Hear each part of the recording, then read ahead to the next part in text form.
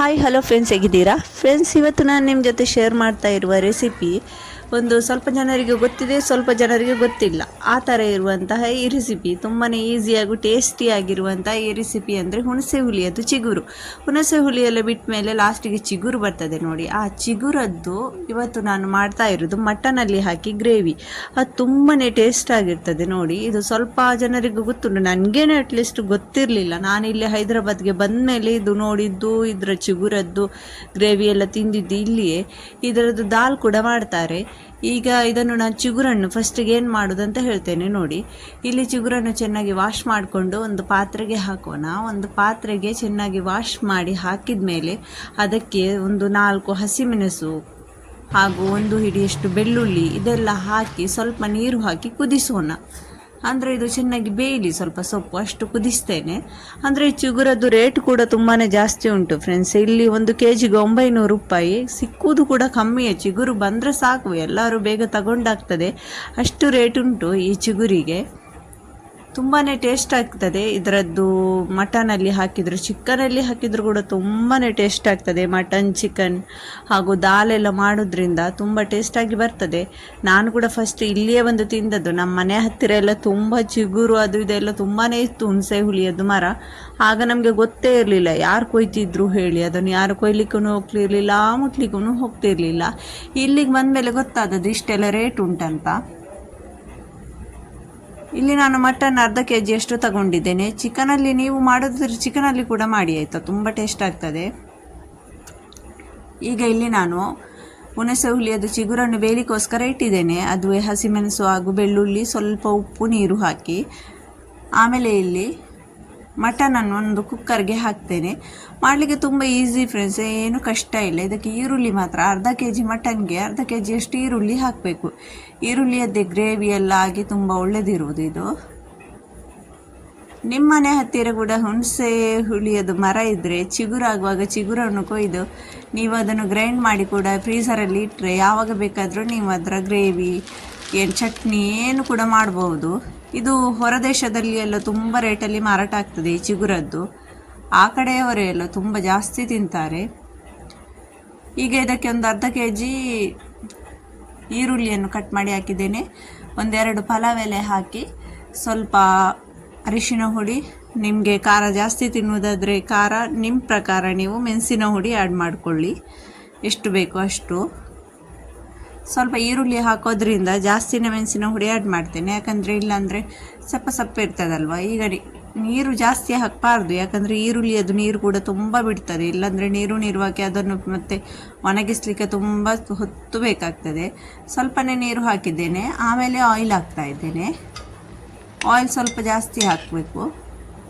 ಈಗ ಚಿಗುರು ಬೇಯ್ದಿರಿ ನೋಡಿ. ನಾನು ಇದರ ನೀರು ಆರೋ ತನಕ ಬೇಯಿಸ್ತಾ ಇಲ್ಲ. ಇದರಿಂದ ಚಿಗುರನ್ನು ತೆಗೆದು ನೀರನ್ನು ಸೈಡಲ್ಲಿಟ್ಟು ಮತ್ತೆ ನೀರನ್ನು ಇದಕ್ಕೆ ಆ್ಯಡ್ ಮಾಡ್ತೇನೆ. ಈಗ ಇದಕ್ಕೊಂದು 5-6 ವಿಸಿಲ್ ಬರುವ ತನಕ ಇಡೋಣ. ಕುಕ್ಕರಲ್ಲಿ ಬೇಯ್ತದೆ. ಒಬ್ಬೊಬ್ಬರ ಕುಕ್ಕರಲ್ಲಿ ಎಷ್ಟೊತ್ತು ನಿಮಗೆ ಬೇಯಲಿಕ್ಕೆ ಬೇಕು ಅಷ್ಟೊತ್ತು ಇಟ್ಟು ಬಿಡಿ ನೋಡಿ. ಈ ಥರ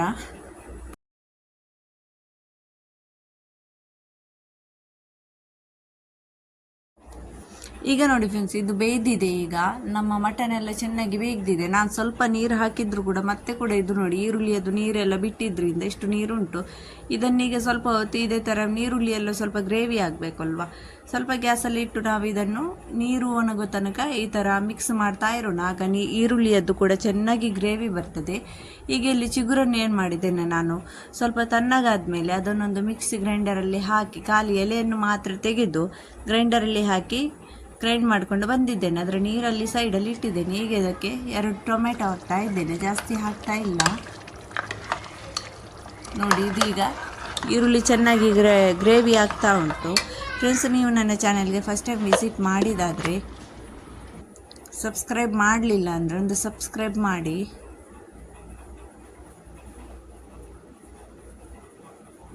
ಈಗ ಇದಕ್ಕೆ ಟೊಮೆಟೊ ಕೂಡ ಹಾಕಿದ್ದೇನೆ ನೋಡಿ.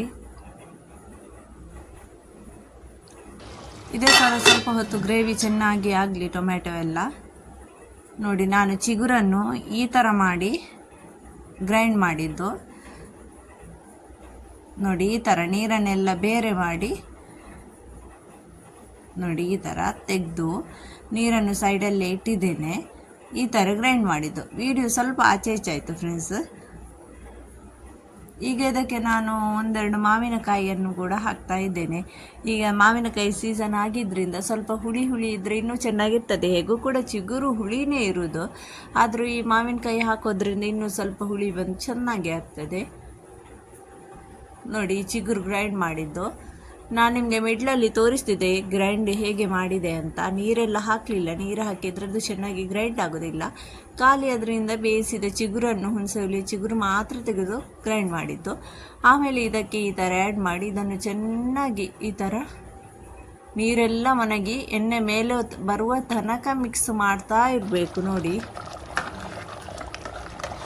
ಈ ಥರ.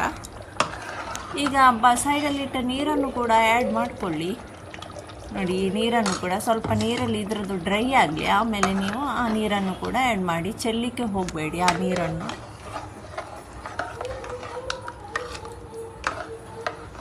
ನಿಮಗೆ ಈ ರೆಸಿಪಿ ಹೇಗನಿಸಿತು? ನೀವು ಕೂಡ ಈ ಥರ ಮಾಡಿದ್ದೀರಾ ಅಲ್ಲ? ನೀವು ನನ್ನ ಹಾಗೆ ಫಸ್ಟ್ ಟೈಮೇ ನೋಡ್ತಾ ಇರೋದು. ನಾನಿಲ್ಲಿ ಒಂದು ತುಂಬ ವರ್ಷ ಆಯಿತು. ತುಂಬ ವರ್ಷದಿಂದ ನಾನಂತೂ ಈ ರೆಸಿಪಿಯನ್ನು ಮಾಡ್ತಾನೇ ಇದ್ದೇನೆ. ಫಸ್ಟ್ ಟೈಮೆಲ್ಲ ಗೊತ್ತಿರಲಿಲ್ಲ, ಇಲ್ಲಿಗೆ ಬಂದ ಮೇಲೆ ಅಂತೂ ಈಗಂತೂ ಗೊತ್ತಾಗ್ತದೆ. ಇಲ್ಲದು ರೇಟ್ ಎಲ್ಲ ನೋಡುವಾಗ ಊರಲ್ಲಿ ಎಲ್ಲ ಎಷ್ಟೆಲ್ಲ ಉಂಟಲ್ವ ಅಂತ ಅನಿಸ್ತೇನೆ. ಈಗ ನೋಡಿ ಚೆನ್ನಾಗಿ ಎಣ್ಣೆ ಎಲ್ಲ ಮೇಲೆ ಬಂದ ಮೇಲೆ ಈ ಥರ ಕೊತ್ತಂಬರಿ ಸೊಪ್ಪು ಸ್ವಲ್ಪ ಹಾಕಿ ರೆಡಿ ಆಗ್ತದೆ. ನೋಡಿ ನಿಮಗೆ ಇದು ಇಷ್ಟ ಆಯಿತು ಅಂದರೆ ಒಂದು ಸಬ್ಸ್ಕ್ರೈಬ್ ಕೂಡ ಮಾಡಿ ಆಯಿತಾ ಫ್ರೆಂಡ್ಸ್. ಲೈಕ್ ಕೂಡ ಮಾಡಿ, ಶೇರ್ ಕೂಡ ಮಾಡಿ, ಕಮೆಂಟ್ ಕೂಡ ನಿಮ್ಮ ಅಭಿಪ್ರಾಯ ನೀವು ತಿಳಿಸಿಕೊಡಿ. ಏನಾದರೂ ಡೌಟ್ ಇದ್ದರೆ ನಿಮ್ಮ ಅಭಿಪ್ರಾಯವನ್ನು ನೀವು ಕಮೆಂಟಲ್ಲಿ ಹೇಳಿ. ನಾನೇನು ಸಿಗ್ತೇನೆ ಇನ್ನೊಂದು ವಿಡಿಯೋದಲ್ಲಿ. ನೋಡಿ ಈ ಥರ ಗ್ರೇವಿ ಎಲ್ಲ ಚೆನ್ನಾಗಿ ಬಂದಿದೆ. ಟೇಸ್ಟ್ ಅಂತೂ ಹೇಳೋದೇ ಬೇಡ, ನೀವೊಮ್ಮೆ ಮಾಡಿ ನೋಡಿ, ಆಮೇಲೆ ಗೊತ್ತಾಗ್ತದೆ ಟೇಸ್ಟ್. ಇನ್ನೊಮ್ಮೆ ಸಿಗ್ತೇನೆ ನೆಕ್ಸ್ಟ್ ವಿಡಿಯೋದಲ್ಲಿ ಮತ್ತೊಂದು ಫ್ರೆಂಡ್ಸ್. ಇದನ್ನು ನೀವು ಈ ಥರ ಗ್ರೈಂಡ್ ಮಾಡಿ ಫ್ರೀಝರಲ್ಲಿ ಕೂಡ ಇಡಬಹುದು. ಬಾಯ್ ಬಾಯ್.